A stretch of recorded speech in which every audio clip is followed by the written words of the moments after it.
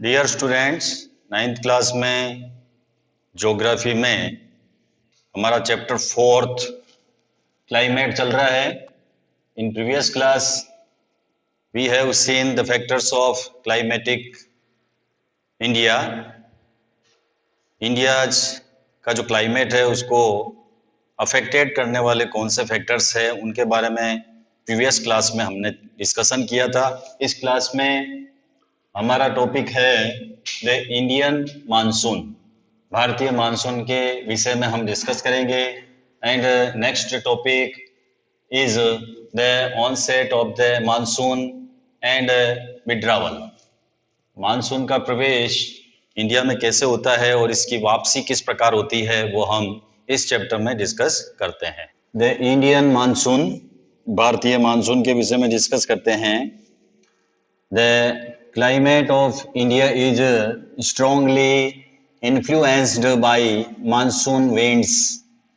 हमारे भारत का जो क्लाइमेट है वो स्ट्रांगली इन्फ्लुएंस्ड है, किससे है? मानसून विंड से। यानी जो मानसूनी हवाएं हैं उसके द्वारा हमारा जो भारत का जलवायु है वो बहुत अधिक प्रभावित है। The sailors who came to India in historic times. Historic times में जो सेलर्स हमारे इंडिया में आए थे were one of the first to have noticed the phenomenon of the monsoon. यानी ऐतिहासिक काल में भारत में आने वाले नाविकों ने, सेलर्स ने सबसे पहले मानसूनी फिनोमेनन के ऊपर ध्यान दिया था। जो फिनोमेनन ऑफ द मानसून थी उसके ऊपर सबसे पहले नोटिस करने वाले जो थे वो सेलर्स थे। वो came to India in historic times. Historic times में जो सेलर्स इंडिया में आए थे उन्होंने मानसून की फिनोमेनन के ऊपर नोटिस किया। They benefited from the reversal of the wind system as they came by sailing ships at the mercy of winds. तो जो पवन तंत्र की दिशा उलट जाने के कारण उनको प्रॉफिट हुआ। यानी जो पवनें चलती है उन विंड की जो डायरेक्शन होती है वो बदल जाने से उनको जो है प्रॉफिट हुआ और उनके जहाज जो शिप्स थे वो पवन के प्रवाह की दिशा पर निर्भर होते थे। They benefited from the reversal of the wind system. Wind system के रिवर्सल होने से उनको बेनिफिटेड हुआ। और the came by selling ships at the mercy of winds. और इसके अलावा उनके जो शिप्स थे वो डिपेंड थे मर्सी ऑफ विंड्स, यानी हवा की दिशा के ऊपर, पवन के प्रवाह की दिशा के ऊपर उनके जो शिप्स थे वो डिपेंड थे। The Arabs who had also come to India as traders. जो अरब थे जो इंडिया में ट्रेडर्स के तौर पर आए थे, named this seasonal reversal of the wind system monsoon. और उन्होंने पवन तंत्र के इस मौसमी उत्क्रमण को मानसून का नाम दिया। उन्होंने सीजनल रिवर्सल को जो नेम दिया ट्रेडर्स ने वो था मानसून। तो जो अरब यात्री आए थे who had come to India as traders के तौर पर जो अरब व्यक्ति आए थे उन्होंने इस सीजनल रिवर्सल को ऑफ द विंड को जो है मानसून उन्होंने नाम दिया।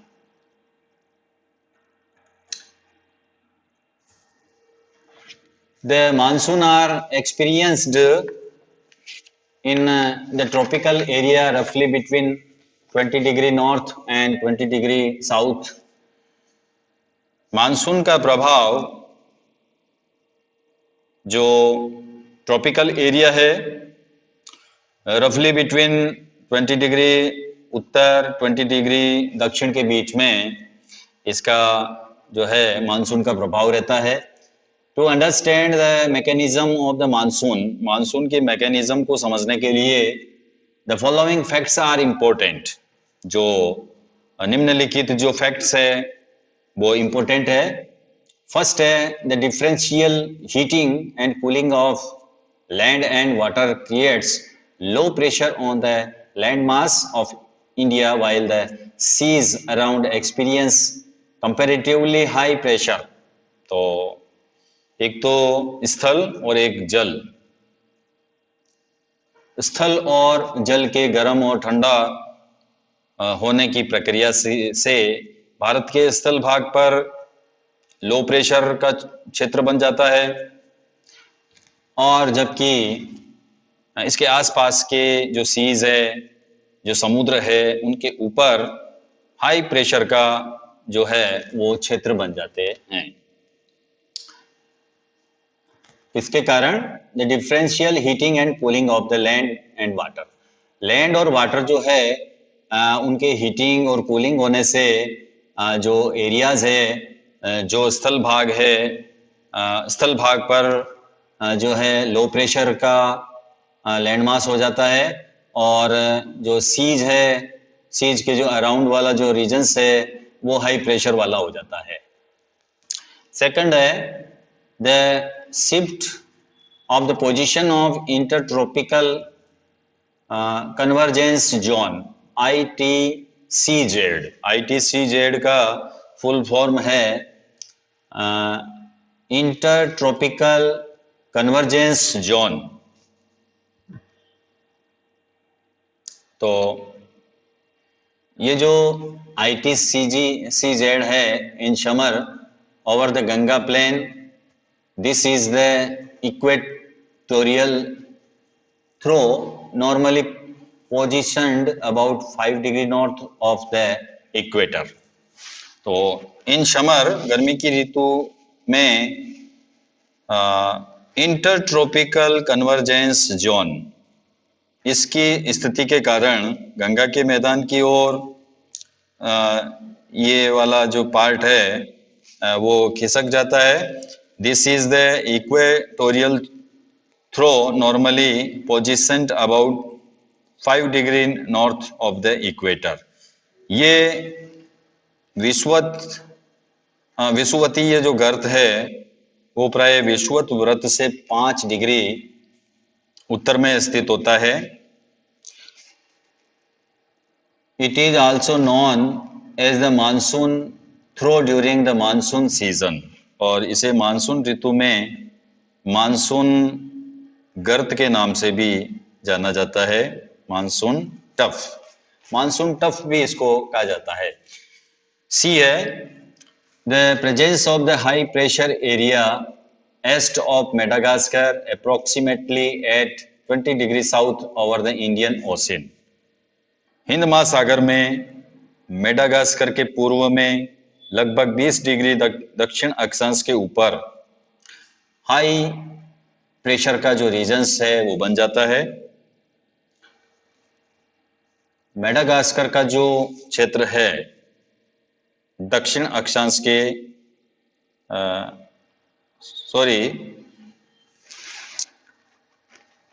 हिंद महासागर में जो मेडागास्कर है वहां पर लगभग 20 डिग्री दक्षिण अक्षांश के ऊपर हाई प्रेशर का रीजन्स बन जाता है।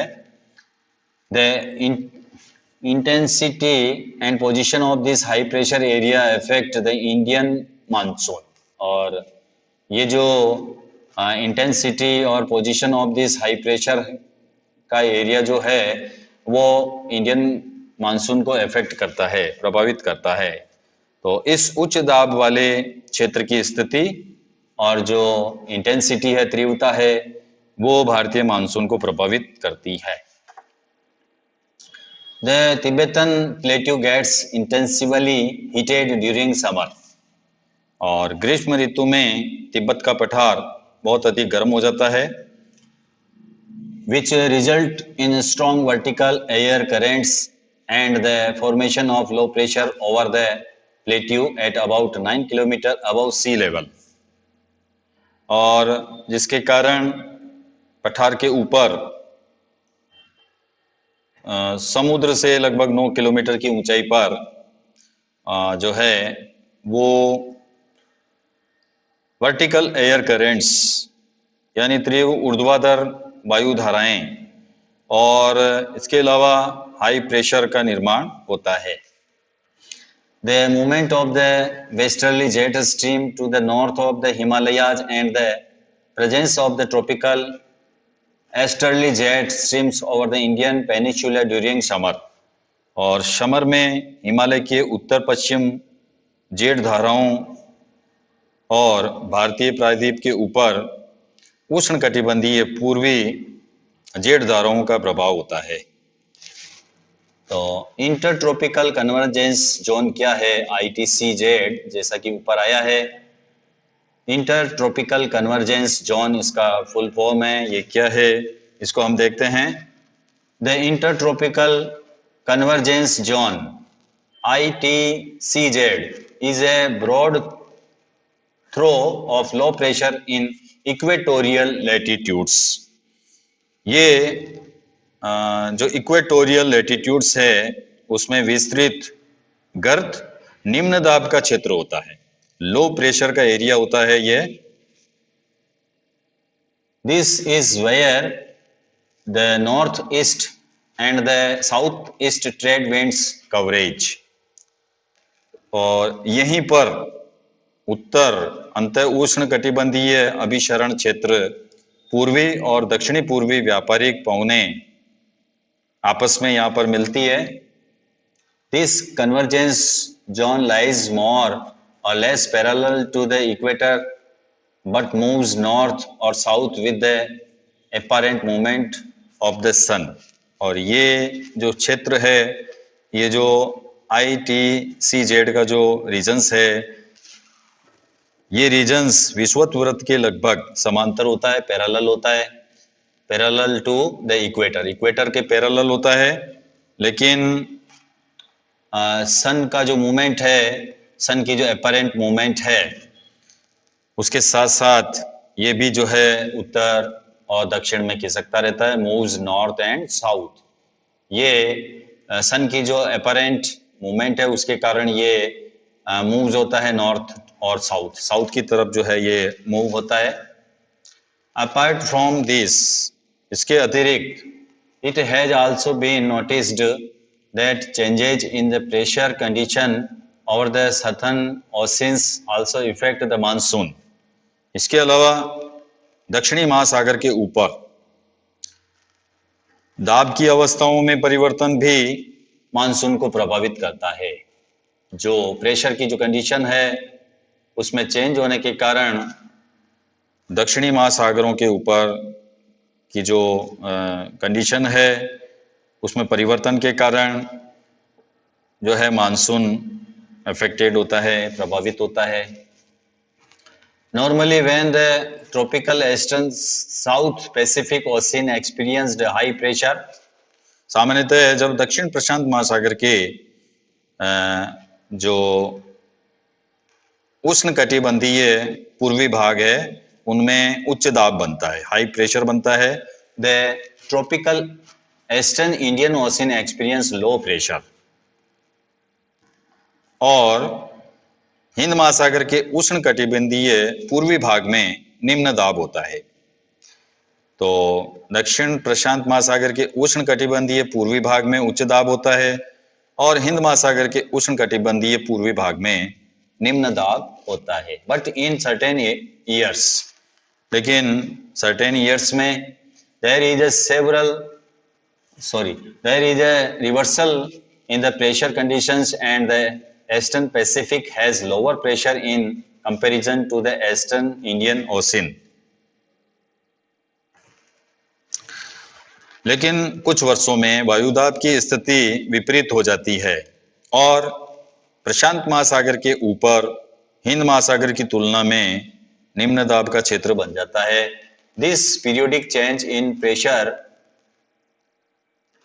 Conditions is known as the southern oscillation also.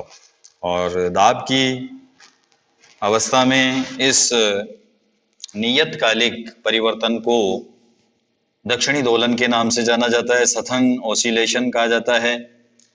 और सो the difference in pressure over Tahiti, Pacific Ocean 8 degree south oblique 149 degree west, and Darwin in northern Australia, Indian Ocean 12 degree 30 minutes south oblique 131 degree east is computed to predict the intensity of the monsoons. Darwin उत्तरी Australia, Hind महासागर 12 degree 30 minute दक्षिण 131 degree पूर्व, और Tahiti प्रशांत महासागर 8 degree दक्षिण और 149 degree पश्चिम के दाब के अंतर की गणना मानसून की तीव्रता के पूर्वानुमान के लिए की जाती है. If the pressure differences were negative, अगर दाब का अंतर नेगेटिव है, ऋणात्मक है, it would mean below average and let monsoon. तो इसका मतलब यह है, इसका अर्थ यह है कि औसत से कम और विलंब से आने वाला मानसून.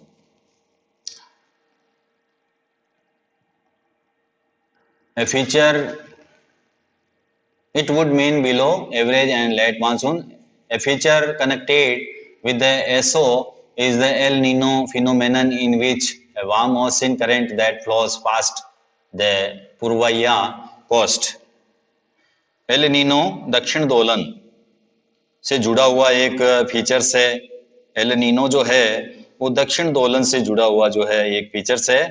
ये एक गर्म धारा है, ये वार्म ओशियन करंट है जो पेरू की ठंडी धारा के स्थान पर एवरी 2 to 5 ईयर्स में ये पेरू तट से होकर बहती है. The changes in pressure conditions are connected to the El Nino. दाब की अवस्था में परिवर्तन का संबंध जो है वो एल नीनो से है. हैंस इस प्रकार the phenomenon is referred to as ENSO El Nino southern oscillation. तो इसलिए इस परिघटना को हम एसो कहते हैं. एल नीनो दक्षिण दोलन भी कहा जाता है. एल नीनो क्या है वो हम देखते हैं. El Nino, this is a name given to the periodic development of a warm ocean current along the coast of Peru as a temporary replacement of the cold Peruvian current. तो ठंडी Peru जल धारा के स्थान पर अस्थायी तौर पर गर्म जल धारा के विकास को एल नीनो नाम दिया गया है. यानी जो ठंडी जल धारा बहती है वहां पर अस्थायी तौर पर जो गर्म जलधारा है उसका बहना ही एल नीनो कहलाता है. The name given to the periodic development of warm ocean current along the coast of Peru. Peru का जो कोस्ट है वहां पर जो वार्म ओशियन करंट बहती है, temporary replacement of the cold Peruvian current. तो गर्म धारा का बहने लग जाना, ठंडी जल धारा के स्थान पर गर्म जल धारा का बहना ही एल नीनो कहलाता है. El Nino is a Spanish word meaning the child. El Nino जो है वो स्पेनिश वर्ड है जिसका मीन चाइल्ड है and refers to the baby Christ. और बेबी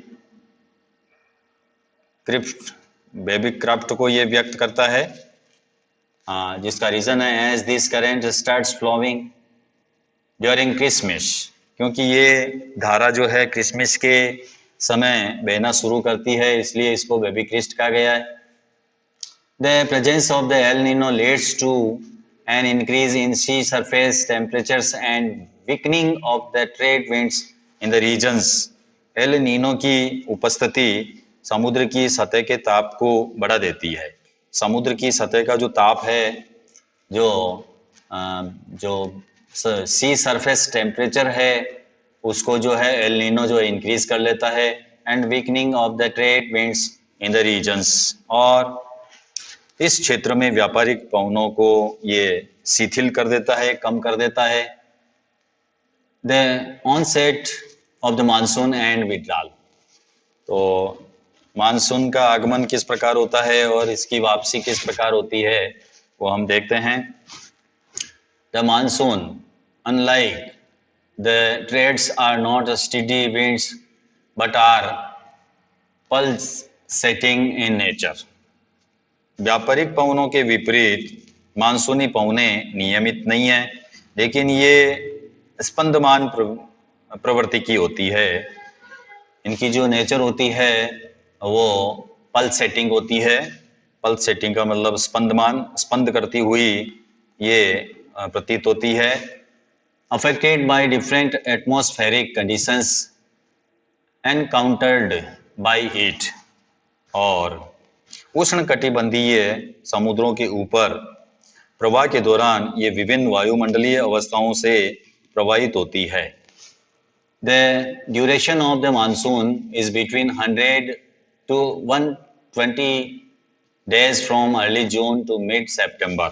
मानसून का जो समय है जून के आरंभ से लेकर मध्य सितंबर तक, यानी 100 से 120 दिनों के बीच में इसका टाइम पीरियड होता है। Around the time of its arrival, इसके आगमन के समय, the normal rainfall increases suddenly, सामान्य वर्षा में अचानक वृद्धि हो जाती है जब ये आता है मानसून। तो इसके अराइवल के टाइम जो है, जो नॉर्मल रेनफॉल होती है उसमें अचानक वृद्धि हो जाती है। And continuous constantly for several days, और ये लगातार जो है कई दिनों तक इस प्रकार का दौर जारी रहता है। This is known as the burst of the monsoon, और इसे मानसून का विस्फोट कहा जाता है, बस्ट कहा जाता है। And can be distinguish from the pre monsoon showers, और इसे मानसून पूर्व की जो बौछारें हैं उनसे इसको पृथक किया जा सकता है। मानसून पहले की जो बौछारें आती है और अचानक जो है मानसून आने के बाद में वर्षा की मात्रा बढ़ जाती है, उसको हम मानसून विस्फोट कहते हैं। तो इसको हम डिफरेंट कर सकते हैं मानसून शॉवर से। The monsoon arrives at the southern tip of the Indian peninsula generally by the first week of the June. तो सामान्यतः जून के प्रथम सप्ताह में मानसून भारतीय प्रायद्वीप के दक्षिणी छोर का जो प्रदेश है उसमें वो प्रवेश करता है। सबसिक्वेंटली, इसके बाद it proceed into to the Arabian Sea branch and the Bay of Bengal branch, और इसके बाद में ये दो भागों में बढ़ जाता है। एक अरेबियन सी ब्रांच और दूसरा जो है बे ऑफ बंगाल ब्रांच। दो ब्रांच में ये मानसून जो है डिवाइड हो जाता है, अरब सागर का मानसून और बंगाल की खाड़ी का monsoon. The Arabian Sea branch reaches Mumbai about 10 days later on approximately the 10th of June। अरब सागर शाखा का मानसून जो है लगभग 10 दिन के बाद 10 जून के आसपास मुंबई पहुंचता है। This is fairly rapid advance, और ये तीव्र प्रगति का होता है, तीव्र गति से आता है। The Bay of Bengal branch also advance rapidly and arrives in Assam in the first week of June। और बंगाल की खाड़ी की शाखा भी रैपिडली आगे बढ़ती है और जून के प्रथम सप्ताह में ये असम पहुंच जाती है। The lofty mountains causes the monsoon winds to deflect towards the west over the Ganga plains। और ऊंचे पर्वतों के कारण मानसून पवनें पश्चिम में गंगा के मैदान की ओर मुड़ जाती है। By mid-June, the Arabian Sea branch of the monsoon arrives over Saurashtra, Kutch and the central part of the country। और मध्य जून तक, जून के मध्य तक अरब सागर की जो शाखा है वो सौराष्ट्र, कच्छ और देश के मध्य भागों में पहुंच जाती है। The Arabian Sea and the Bay of Bengal branches of the monsoon merge over the northwestern part of the Ganga plains। अरब सागर शाखा और बंगाल की खाड़ी की शाखा दोनों ही गंगा के मैदान के उत्तर पश्चिम भाग में जो है आपस में मिल जाती है। Delhi generally receives the monsoon showers from the Bay of Bengal branch by the end of the June. Delhi में सामान्यतः मानसूनी वर्षा बंगाल की खाड़ी की शाखा से जून के अंतिम सप्ताह में होती है. Tentative date is 29 of June. जो इसकी जो डेट है वो 29 जून के लगभग होती है. By the first week of July, जुलाई के प्रथम सप्ताह तक western Uttar Pradesh, Punjab, Haryana and eastern Rajasthan experience the monsoon. तो जुलाई के प्रथम सप्ताह तक मानसून पश्चिमी उत्तर प्रदेश, पंजाब, हरियाणा, पूर्वी राजस्थान में भी पहुंच जाता है मिड जुलाई. और जुलाई के मध्य तक the monsoon reaches Himachal Pradesh and the rest of the country. और मध्य जुलाई तक ये मानसून हिमाचल प्रदेश और देश के बाकी सब हिस्सों में पहुंच जाता है. विड्रावल और the retreat of the monsoon is a more gradual process. Monsoon की वापसी अपेक्षाकृत एक जो है क्रमिक प्रक्रिया है, ग्रेजुअल प्रोसेस है, एक धीमी प्रक्रिया है. The withdrawal of the monsoon begins in northwestern states of India by early September. Monsoon की जो वापसी होती है जो भारत के उत्तर पश्चिमी राज्यों से सितंबर में प्रारंभ हो जाती है. भारत के जो उत्तर पश्चिम के जो राज्य है वहां से इस मानसून का विड्रावल चालू हो जाता है. By mid-October, it withdraws completely from the northern half of the peninsula. मध्य अक्टूबर तक मानसून प्रायद्वीप के उत्तरी भाग से पूरी तरह से रिमूवल हो जाता है. The withdrawal from the southern half of the peninsula is fairly rapid. प्रायद्वीप के दक्षिणी आधे भाग में वापसी की जो गति होती है वो काफी रैपिड होती है, वो तीव्र होती है. By early December, the monsoon has withdrawal from the rest of the country. और दिसंबर के प्रारंभ तक देश के शेष भागों से भी मानसून की वापसी हो जाती है, विड्रावल हो जाता है पूरी तरह से. The island receives the very first monsoon showers. द्वीपों पर मानसून की सबसे पहले वर्षा होती है progressively from south to north. और ये क्रमशः दक्षिण से उत्तर की ओर जो है बढ़ती जाती है, प्रोग्रेस करती है. From the last week of April to the first week of May.